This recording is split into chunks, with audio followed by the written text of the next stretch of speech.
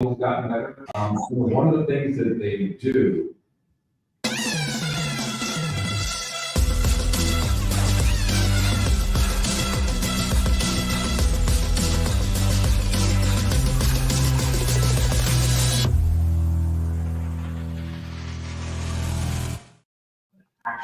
Welcome in, everybody, to NFL Kickoff Live. It is the best hour of football talk every single Friday. We'll go around the NFL, talk about every team and every single game, and we'll get local insight you can't get anywhere else but right here at Locked On. I am your host, Tanitra Batiste, alongside R. Jarvis Davis and Kyle Krabs. Let's go straight to Thursday night football. Oh, my God, what a game out in Big D. And I think Jarvis, and Kyle, yay, look, any one of you guys can hop in, of course. But, Kyle, for me, I actually watched that game, and it was one of those interesting ones where in the beginning, Seattle definitely, Geno Smith to DK Metcalf was a thing. And it was one of those situations where you thought, okay, here's the first team that Dallas has played pretty much this entire season with a winning record, and they're showing that they can actually be competitive. But, of course, then there was this guy called Dak Prescott that did his thing.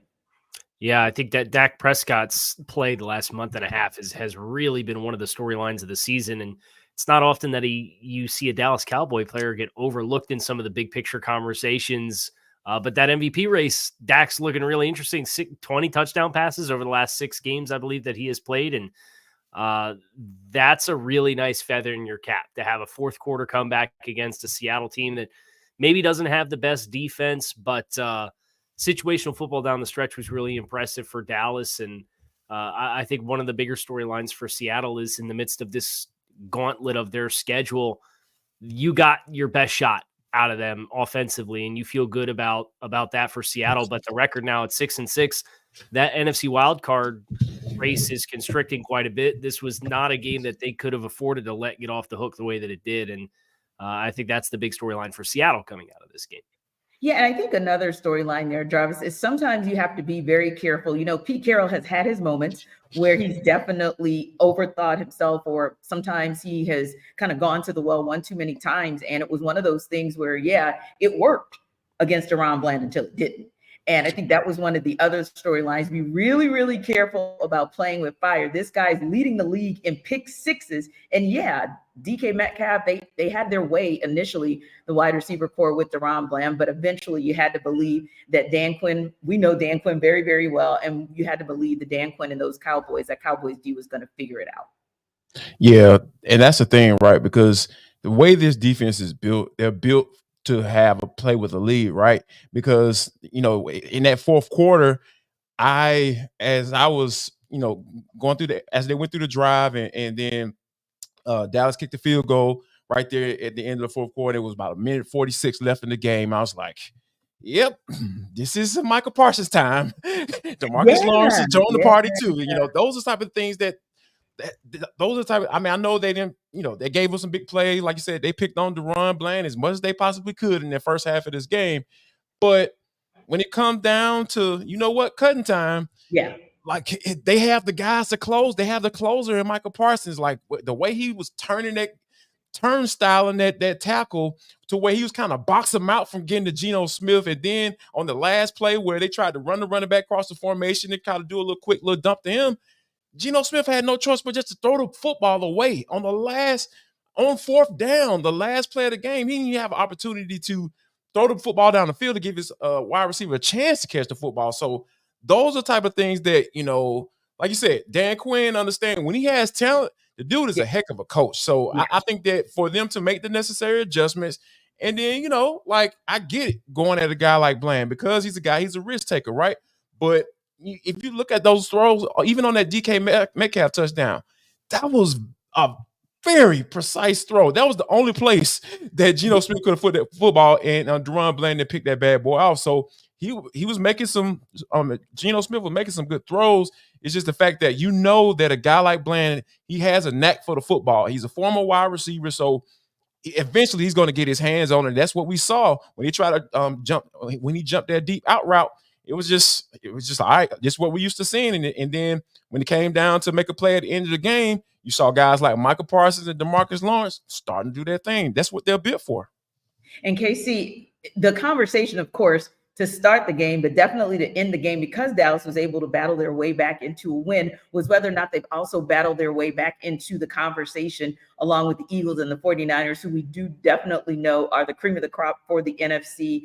And that upper echelon match down, we're going to see it kind of play out in full this weekend. We'll talk about it, of course, in the segment coming up. But just out of curiosity, did you see anything in last night's game that made you think, okay, this Cowboys team actually deserves to be in the conversation with these Eagles and 49ers teams?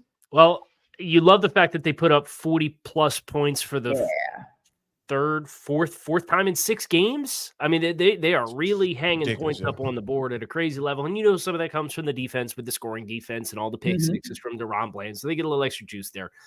I just can't help but wonder, like, if Tyler Lockett doesn't drop that pass with 8 minutes left in the fourth quarter on 1st and 10 from the 45, what's this conversation look like? Right. Yeah. So this is a quality win for Dallas. I don't want to take away from it, but if you're talking about the cream of the crop, Philadelphia has a head-to-head. They'll obviously play next week in Arlington, so that's a huge matchup. But Philadelphia's also had a lot of success head-to-head against Dallas in recent years. And the San Francisco game that happened this year speaks for itself.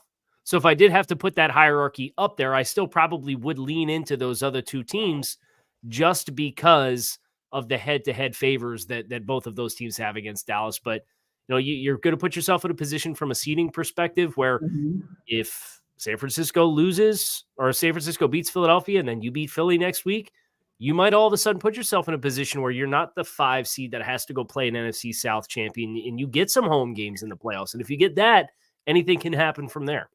Yeah, and it's such a tight race when you look over in the NFC, because it is the tightest 10-1 I've ever seen or can think of in recent memory. The Eagles, of course, with the 10-1 record, both San Fran and Dallas with 9.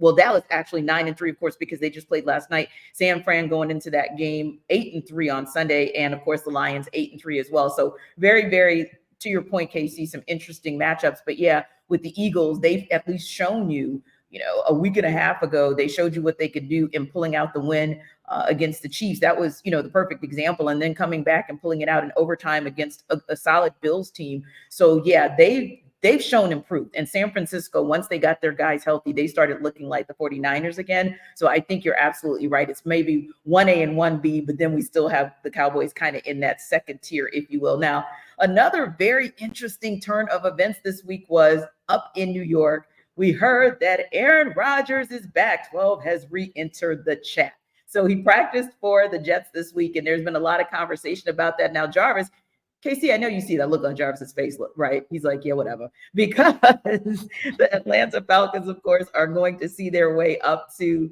well, really Jersey, that's where they play, but they're going to take on the Jets this week. But Jarvis, regardless of whether Aaron Rodgers obviously is not going to take the field Sunday, but regardless of that, what was your thought when you heard that Rodgers was back on the mend and on his way back this season?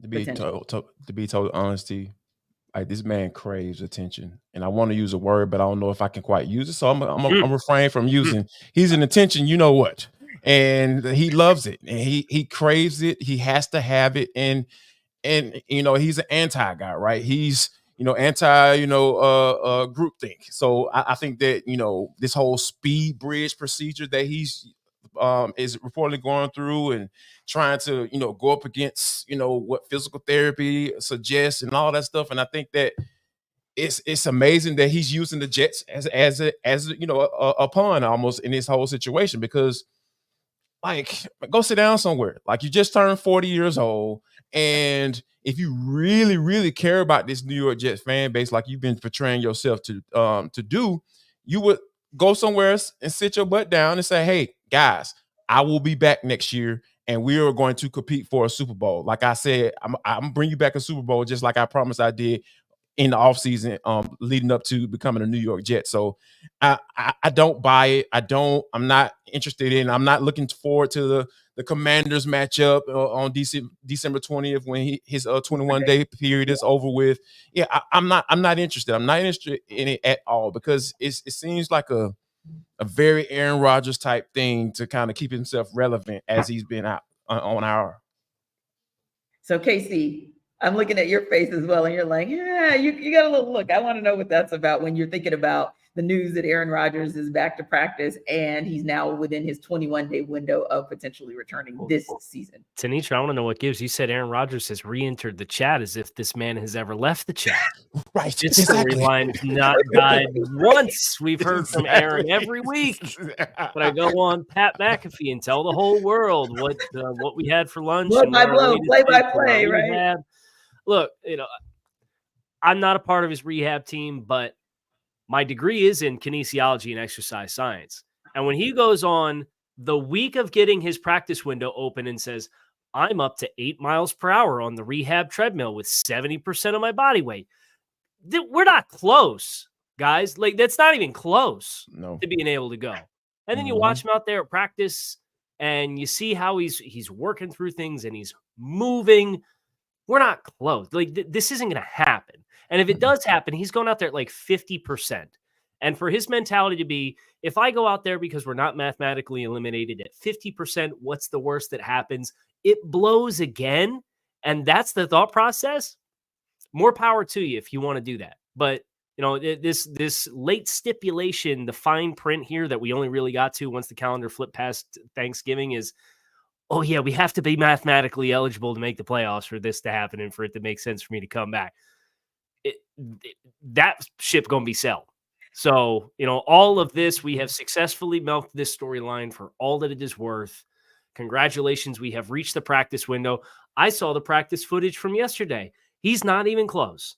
So you can open the practice window and Robert Saleh's sailing point is, well, he gets to practice and do his stuff with his teammates as compared to doing it off on the side. Okay, great. But, the headline is just Aaron Rodgers practices and everybody loses their mind. The fine print is there. REALX, relax, to quote Aaron Rodgers. This is not going to happen. Yeah, and I think you're absolutely right. Like, there's been so much attention paid to that. And of course, we would be remiss if we didn't bring it up and have some conversation and some commentary about it as well. But real talk, yeah, I mean, you're looking at a team that's up and down. You don't kind of know what you're going to get from them week to week. I mean, literally, I'm looking at a record, for example, and I say from week to week, but honestly, the last 4 weeks, we know what we'll get from them else. That's because that's what they've produced. So at the end of the day, you're looking at a team also that's 4-7. Weirder things have happened, but you would essentially have to go 5-0 to have even a snowball's chance, right? Or 6-0, really and truly, to have even a snowball's chance to get out of a very difficult AFC. Heck, you're not even getting out of your division, if we're being honest about it, Kyle, right? So if you can't get out of the division as kind of your part one, like, where's the path there? That's what you should be focusing on. Or your conversation should be more focused on, you've got a team in the Atlanta Falcons that's coming into town who you're going to be facing one of the top run offenses in all of football. And you're the second worst run defense in all of football. That really is what the focal point should be in New York. Not so, or not. Yeah, like I mentioned, like, this is all part of his plan. Like, I'm giving Aaron Rodgers a lot of credit. Like, this is all part of his diabolical plan to stay relevant. And it sucks because at the end of the day, like, when you're the quarterback is being questioned as to whether or not, Robert Saleh, should stick around as a head coach. It's like, why are you asking the quarterback that? A guy that's supposed to be on IR somewhere go rehabbing. You know what I'm saying? Like, Kyle, man, I think you need to call Aaron Rodgers and give him some good advice, man, some good sound advice to say, hey, man, if you want to continue to play, you might need to sit your butt down somewhere. So yeah, I'm kind of in the corner of this game has a lot better storylines to be having conversations about. Like, you got the division leader for a bad division, we're going to be honest, coming in town, and, they're coming off of rushing for over 200 yards, over 400 yards in the past couple of games. So this is a team that's trying to get some type of momentum, going here. And we're sitting up here talking about a quarterback who we know anybody with common sense is not going to play. Well, you know what? That's why we're putting that conversation to rest, and we're no longer going to talk about that quarterback. We're going to talk about some QBs and some teams that are actually worth our time. Eagles and 49ers, a big showdown this coming weekend. We'll talk about it on the other.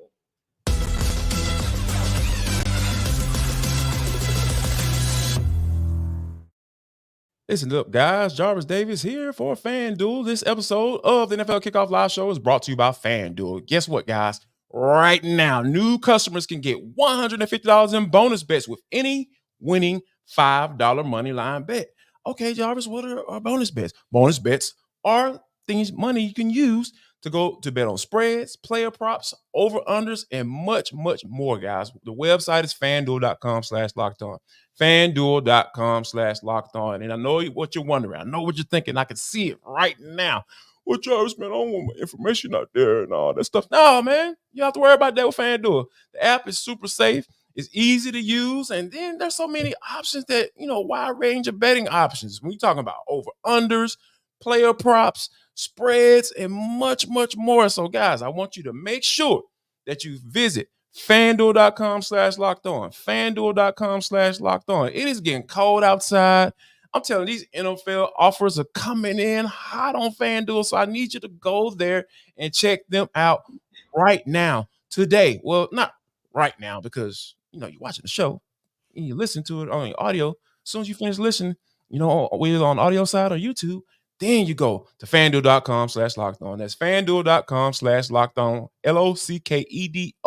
FanDuel, because it is the official sportsbook betting partner of the NFL.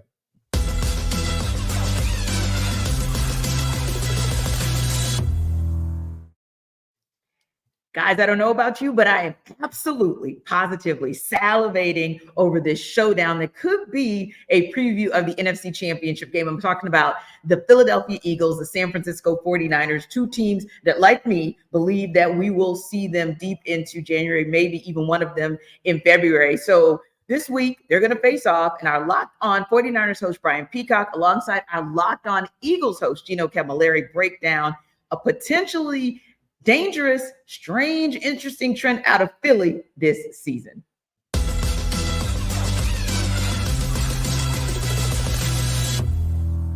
Huge matchup this Sunday between the Birds and the Niners. And Brian, before we get into keys of victory, I think you had a key question to get into first.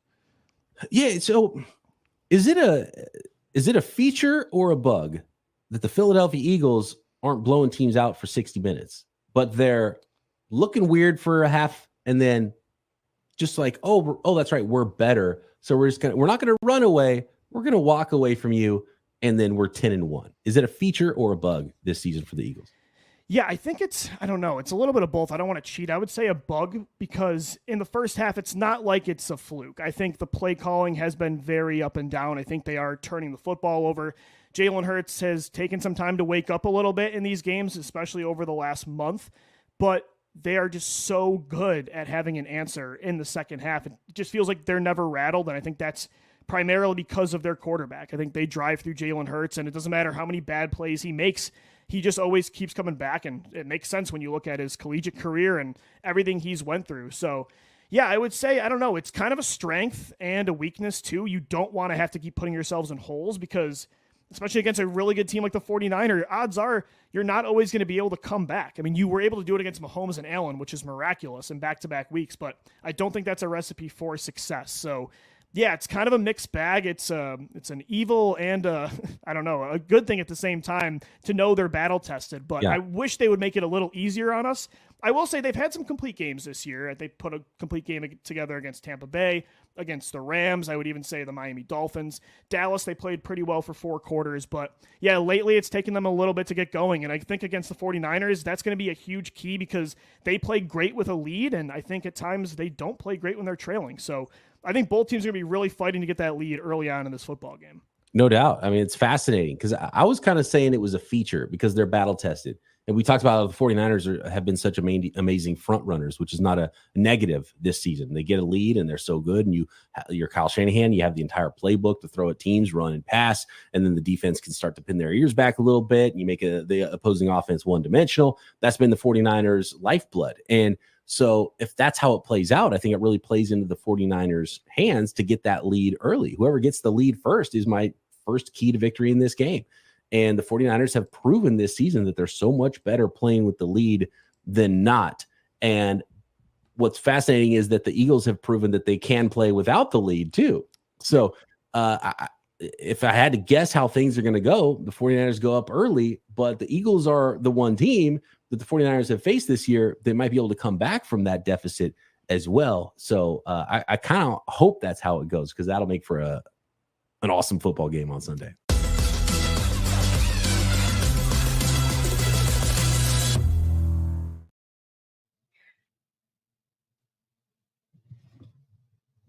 Come on back. As I was listening to Brian, I know it just muted itself. I'm like, oh, you don't want to hear from me anymore? Live on NFL Kickoff Live crew, what's up? Anyway, we know that happens from time to time. But my point being, Jarvis, it's interesting in listening to what Brian said at the end. It was almost like he was making his case and unmaking his case all at the same time, because he said that the one thing that the 49ers, the one thing that could happen is whoever is that team that goes up first is a team that's probably going to win the game, which the 49ers tend to jump out to a quick start. But then he had to acknowledge the fact that, like Lou was talking about, the Eagles are the one team that, they just kind of sit back and take your best shot until about 59 minutes into the game and decide, okay, we'll just smoke you.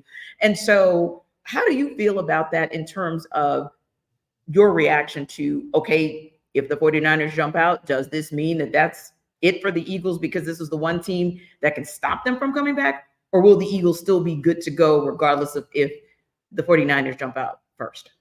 I feel like the Eagles be good to go because, when you think about like all of the games that we've watched, the Eagles play this year, like you're talking about one-score games.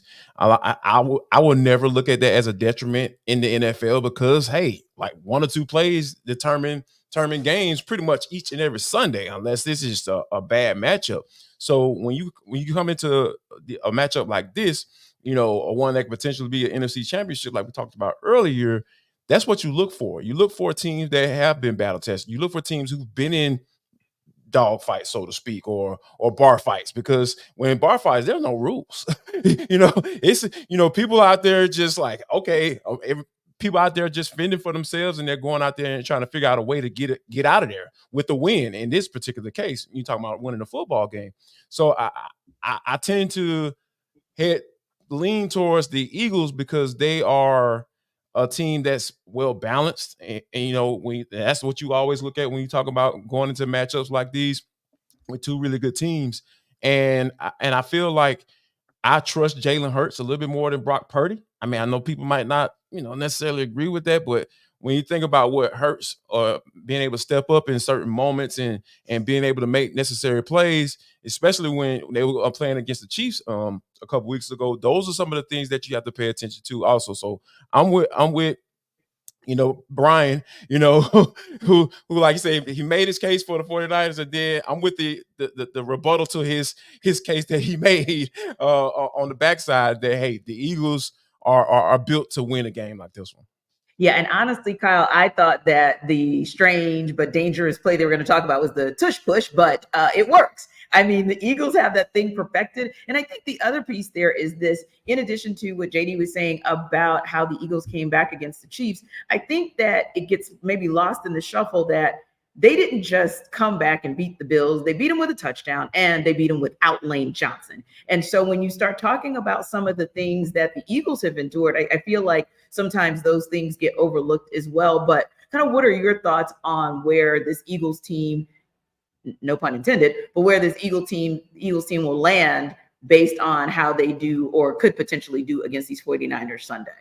Yeah, just as a follow-up on the one-score game dynamic, they have two more one-score wins this season than San Francisco has in all of 2022 and 2023 combined, which is a full extra season's worth of games. So that ability to win close, win ugly, win gritty, win dirty, like San Francisco has done it, but like Philadelphia this season, it's kind of been like the book for them. So I think Philadelphia can win in more ways, where I think San Francisco has kind of a more defined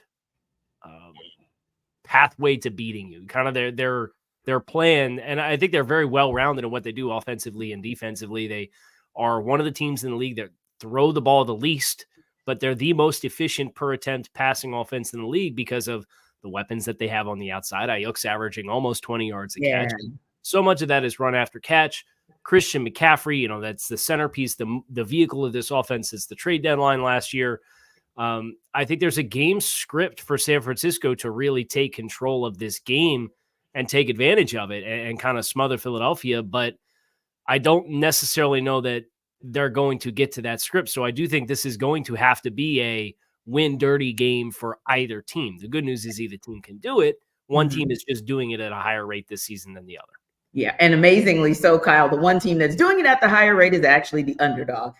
Just saying. But, Gino Camilleri and I talked about that. He, of course, is the co-host with Louis DiBiase for Locked On Eagles. And we talked about the fact that for whatever reason, they're still in Philly trying to put some respect on that team's name and trying to put some respect on Jalen Hurts' name. And it just isn't happening. So I suppose maybe Casey, maybe JD, if you beat the Chiefs, and then 6 days later you beat the Bills, and then 10 days later you beat the 49ers, maybe that's the kind of 1, 2, 3 punch that you'll need in order for you to get the respect that you deserve. But that said, I think also there's still some opportunity out there for some teams to make a statement that they can actually be that team that heads to the NFC Championship or meets one of these teams in the NFC Championship. So Jarvis, what team do you feel is still out there in the NFC who could beat either the 49ers, the Eagles, or both?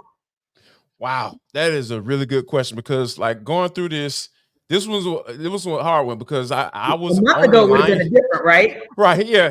Probably about 2 or 3 weeks ago, I would have Lions would have been the first name to come to mind, but that got Jared Goff starting to shine through a little bit. Old Rams, Jared Goff. The reason why Sean McVay said, hey man, I'll holler at you, bro. Go ahead and take your little one-way trip to Detroit. And give me Matt Stafford. I need that. But it's and that's the unfortunate thing because you see the downfalls of that team. And it's kind of hard to, when you start matching them up against a team like the Eagles or the 49ers, it was just oh, man, giving away y'all been playing. But on the other side of that, it's kind of hard to ignore what the Cowboys are doing. I know they're the Cowboys. I know everybody, they're the butt of a lot of jokes as far as playing in big games. But the way Dak Prescott has been playing, the man is legitimately in the MVP conversation in the NFL. So I think that I would have to put the Cowboys, they surpassed, to me, in my book, the Detroit Lions. So that's kind of where I'm looking at. I'm leaning towards D-Town and what they've been doing as of late, because I've always believed in the defense. It's just not, I don't know what Dak gonna do and when it comes down to it. But as of late, he's been doing it. Yeah, you don't know if he's going to be Dak that's going to Dak or if we're going to see Rain Dakota Prescott out there. But I think we've been seeing Rain Dakota Prescott out there. And that's a positive. That's a compliment. Because I'm calling you by your I'm a Steelers fan, yes. That's a compliment. Steelers fan calling you by your whole name with respect. So go ahead and take that. But Kyle, that's actually a very interesting point that Jarvis and I make because 2, 3, 4 weeks ago, what the power rankings were looking like in the NFC and who had that road, sort of that third team that had that road or that path to the NFC Championship have possibly changed in terms of, we know it's still going to be the Eagles that we're talking about probably for the duration of the regular season. Same with the 49ers, but maybe the path has changed about who that third team might be, who could take one of those down. I think the only apprehension that I have here is with what the road looks like the rest of the way. I would agree Dallas is comfortably playing better football right now than Detroit is, coming off that Thanksgiving loss against the Green Bay Packers. But Dallas has the league's third highest remaining opponent win percentage of any team in the league. They have to play Philadelphia again. They have to play at Buffalo. They have to play at Miami, and they play Detroit. And that's, only so many games left on the schedule. You got 5 games left. That's 4 of your 5 games. Yeah. So if they're going to be in a position to chase down Philadelphia, A, they're going to have had really earned it. But 2, I think if you're going to beat one of these teams in the playoffs, you're going to have to, your chances are much higher if you play them at home. So I think that's where I still kind of lean into Detroit a little bit because we're expecting them to win that division. They're at New Orleans this week. I think that's a very winnable game with the struggles that New Orleans has had recently. Indeed. So I think Dallas is playing better ball, but I think the pathway is still better for Detroit to be the team that does it. Yeah, and that makes perfect sense because oftentimes, it's not about how good or bad you're playing. Sometimes it's just a game of luck. I mean, if we're being honest, and it sounds like, to your point, Dallas has just that harder road to kind of travel than, say, the Lions have to. So it will be interesting to kind of see how this plays out, especially because, as you mentioned, Casey, there are so many head-to-head matchups of these teams that are vying for those top seeds in the NFC. Now, as we prepare you for the NFL week with Sell Me Why, Jarvis first is going to tell you guys about and sell you on Game Time.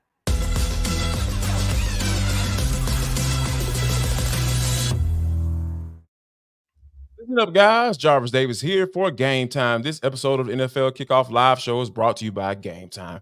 Listen, everybody named Mama, everybody named Mammy are looking for SEC championship tickets. I know it's coming down to the wire. We're literally one day away, about 26 hours away, 25 and a half hours away from kickoff as we speak.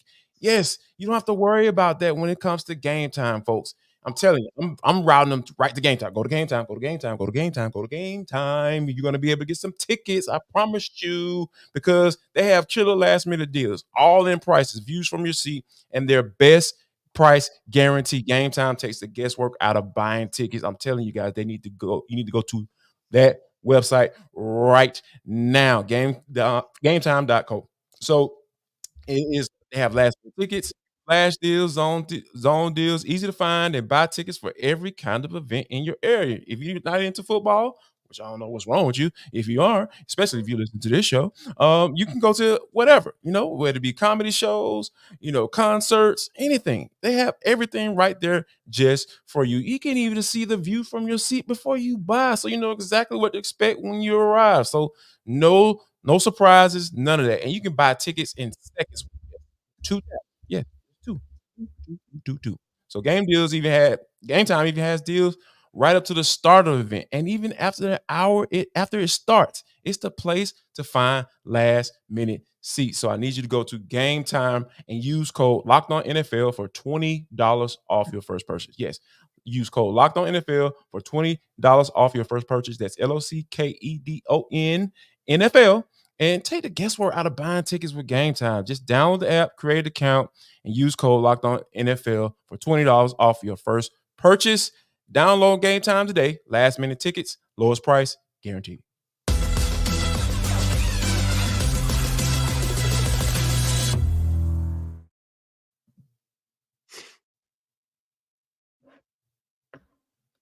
Got you again, T. How does it keep doing that? The microphone guys does not want me to talk. I literally was like, I'm unmuting myself, and it's like, no, I'm muted. But anyway, it's just, you know what? It doesn't want me to be great, but there's a great person that we're going to hear from, my BFF of Locked On, Ross Jackson, who I had to give hugs to last week because it was tough for him. Jarvis coming off that Falcons Saints game last week. It was sad. He was sad. He was really sad. Now the Saints are finding themselves, in a 4.5-point underdog situation over at FanDuel Sportsbook as they host the Lions this Sunday. He's going to tell us about why the Saints can cover that spread. If the New Orleans Saints hope to get a win against the Detroit Lions, they got to start burning sage in the Superdome right now. I'm Ross Jackson, host of the Locked On Saints podcast. In order for the New Orleans Saints to get a win against the 8-3 Detroit Lions, they're going to have to do a lot of things, and maybe reviving or finding the living lineage of Marie Laveau, the voodoo queen of New Orleans, might be the biggest way and best way to achieve that victory. But if they're going to have to do it on their own, they're going to need to have a lot of things go the right way. They're going to be without their top wide receiver in Michael Thomas, without their big deep threat in Rashid Shaheed, without their top cornerback in Marshawn Lattimore, and their other big-time wide receiving option, second-year wide receiver Chris Olave, is coming out of concussion protocol, so even if he does play, who knows how impactful he will be. Needless to say, the chips are stacked against the New Orleans Saints. But if the Saints can do a couple of things, maybe they can make this one interesting. See, the New Orleans Saints are one of the lowest ranked teams in the NFL when it comes to their defense putting pressure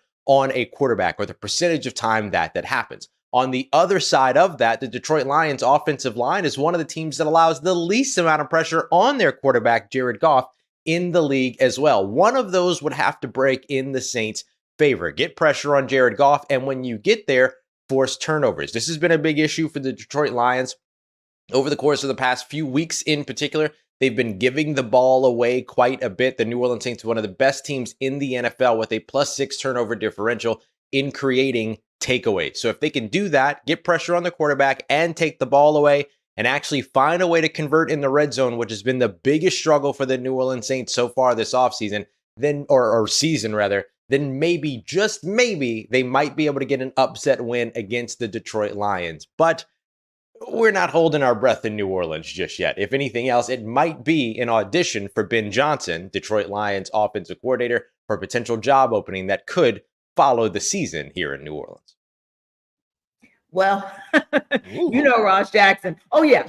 Ross pulls no punches and he tells no lies. I was just waiting for him to say that actually Miss Marie or Miss Olivia or Miss Willie Mae were going to come out with like the voodoo dolls and stuff like we do back home. Yeah, you know, it's New Orleans. So it's probably going to take some voodoo dolls. The spaghetti. That's what I've been told. Exactly. Maybe they should take some of that spaghetti up to, or some red beans and rice up to, up to the Detroit locker room, because that might be, Kyle, the only way that they take a dub away from this game.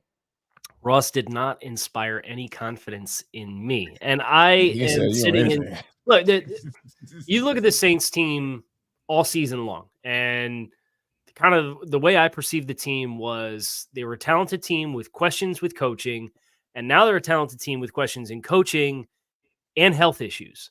Yes. And that's not a good combination. That's not an extra layer to add onto a football team. So for all the players that have been banged up, Derek Carr's had a hard enough go this season in New Orleans. Never mind all the skill players that are going to be banged up and missing time. The offensive line has not performed to the expectation that they have for all of the money that they have invested in that group, and the first round draft pick with Trevor Penning. Like, it just hasn't clicked into place.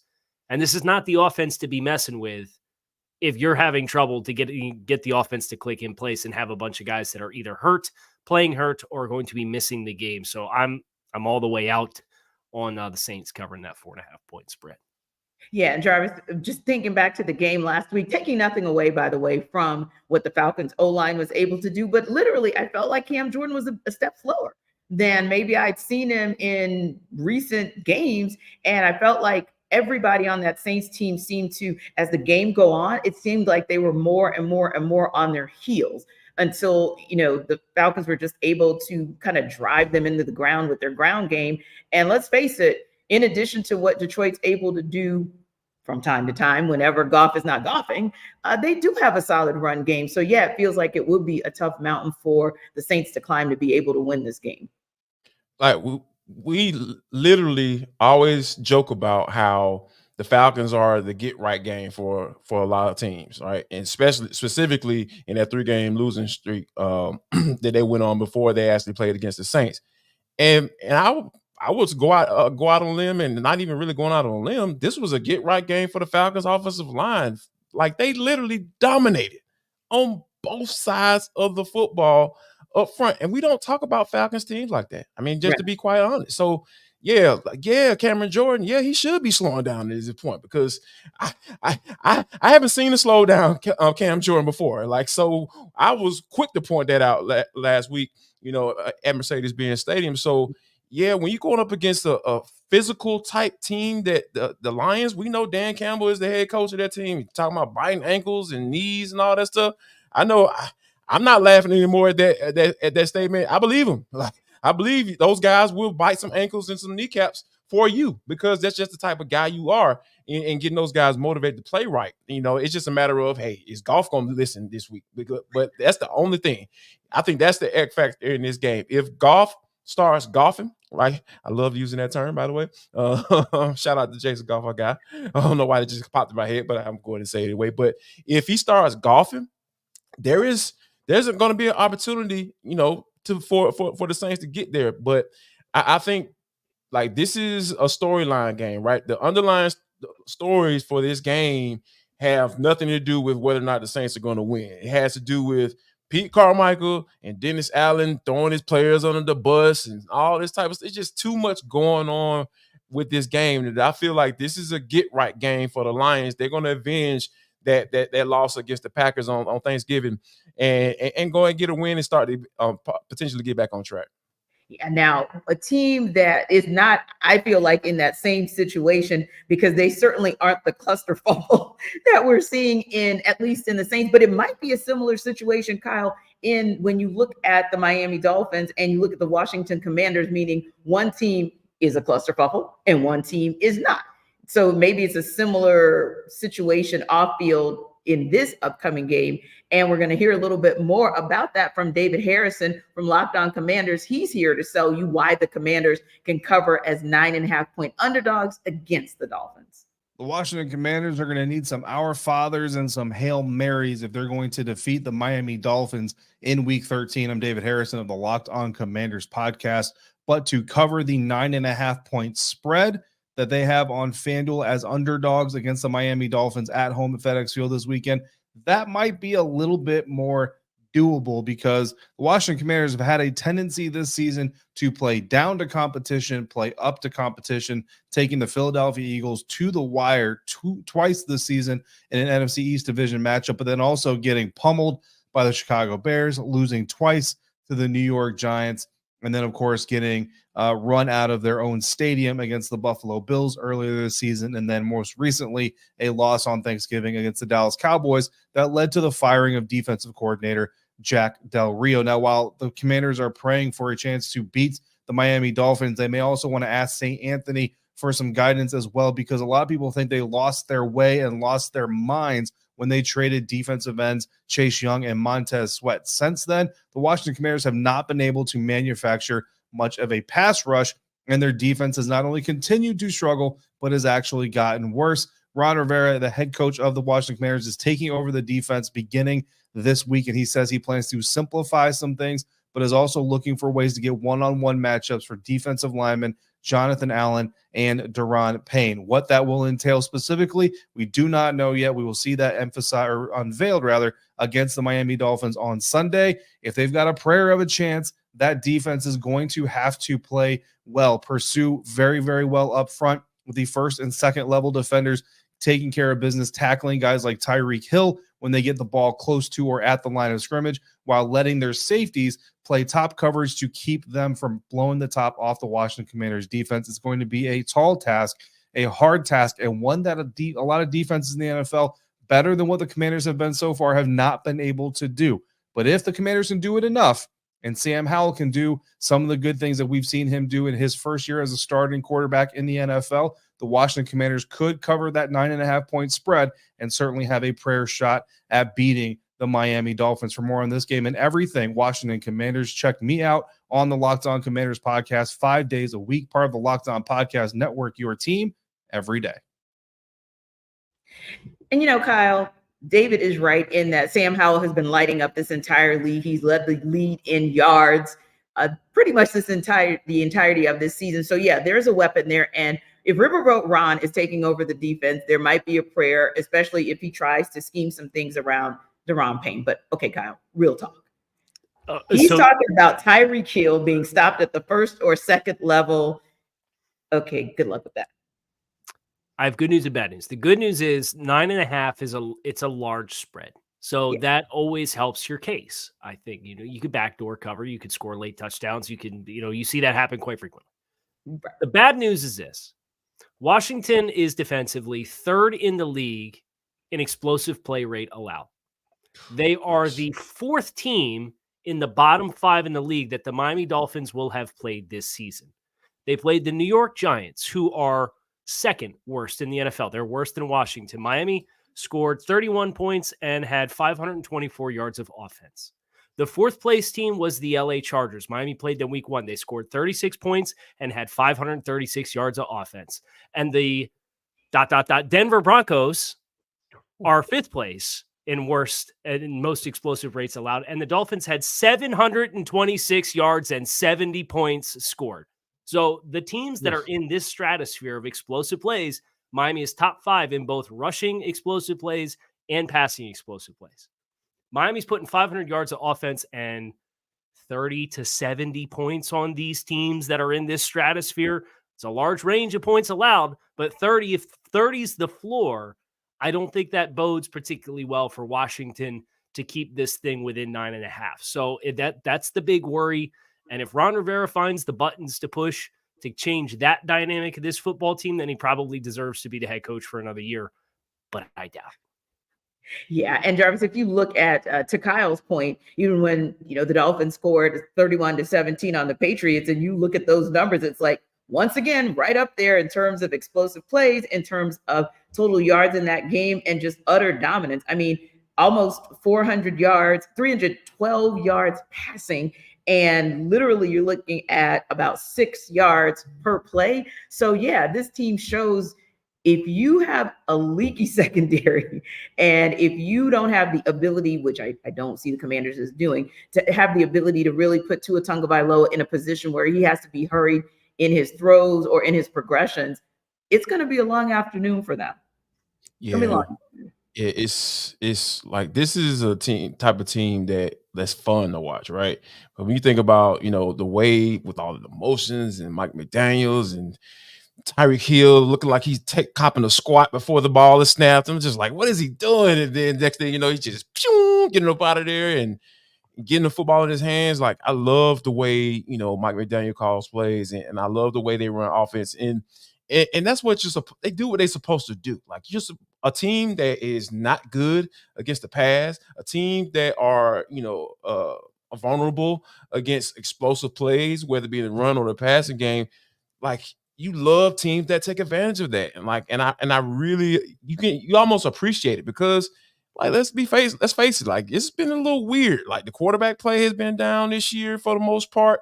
And I joked about defenses getting better, but it's like, it's hard to find good quarterbacks, in this day and age. So I think that the Dolphins being able to take advantage of that, on a consistent basis, I feel like this is going to be another instance where we're going to be looking at this game like, man, Tyreek Hill still got a chance to get 2,000 yards, or or what's about to go down with that. But I really feel like the end result of this game definitely going to be a Dolphins win. But I really feel like there's a Magic Johnson tweet coming.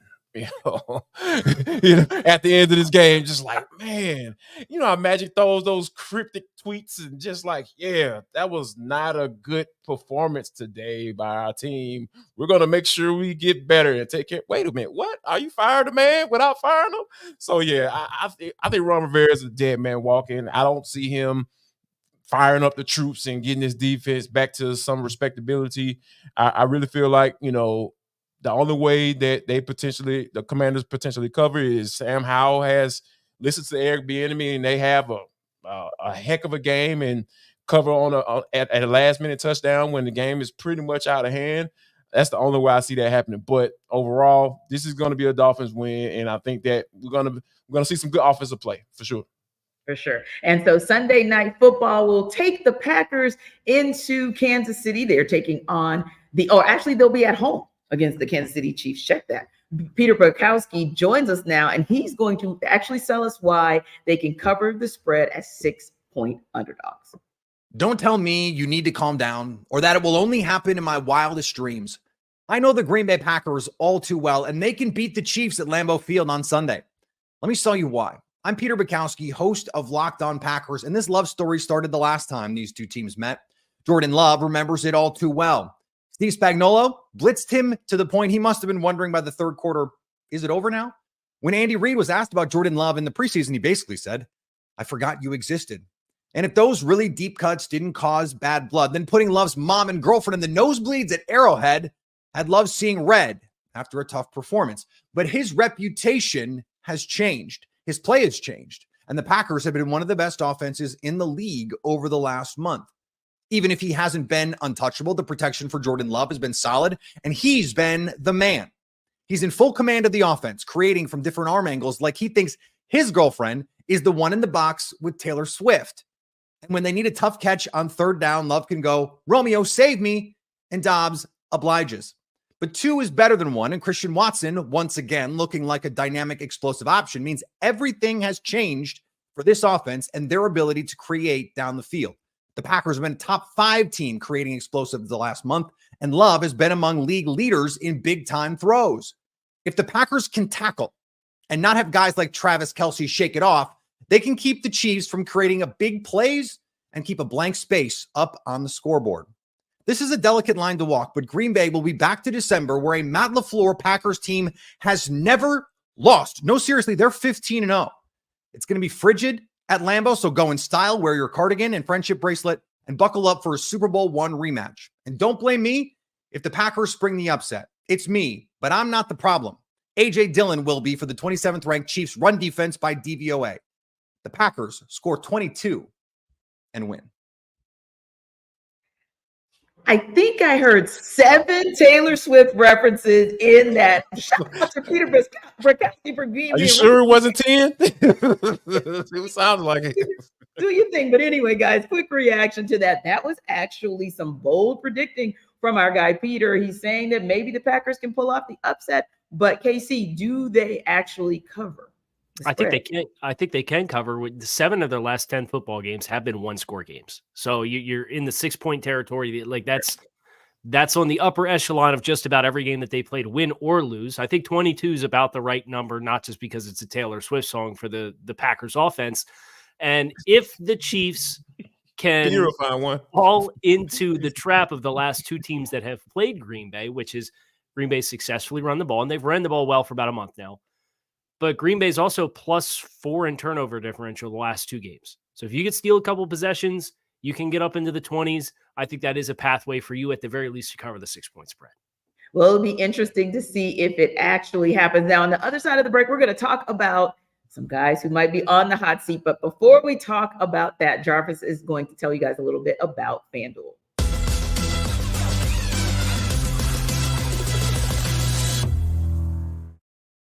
Listen up, guys. Jarvis Davis here for FanDuel. All right, this episode of NFL Kickoff Live Show is brought to you by FanDuel. Jarvis, why are you talking about that? Because I need you to listen. I need you to pay attention to what I'm saying, because right now, new customers can get $150 in bonus bets with any winning $5 money line bet. Yes, that's $150 if your team wins. I'm telling you guys, you've been thinking about jumping on that FanDuel bandwagon. I need you to get on it right now, because it is the absolute best place to go when you're trying to win some money, win some treasure, some cash, some De Niro, all that stuff. I can't think of any else how to say money in another language. I need you to help me out, people. But anyway, go to FanDuel.com/lockedon. That's FanDuel.com/lockedon.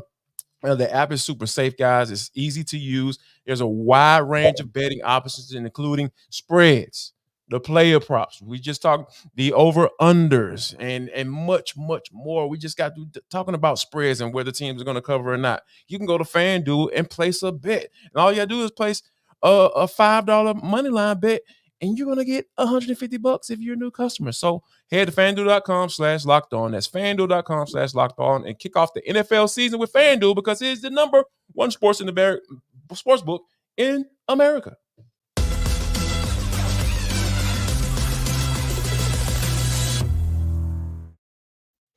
Well, guys, it's about that time because it is week 13. So we are coming into the final stretch of the NFL season, and that's when we got to start talking about the hot seat. Got a couple coaches that I want to throw out there to you, Jarvis, and I'm going to throw a couple coaches out there to you, Kyle, as well. And you guys give me your thoughts on whether or not these coaches will make it through the rest of the season and then get the axe.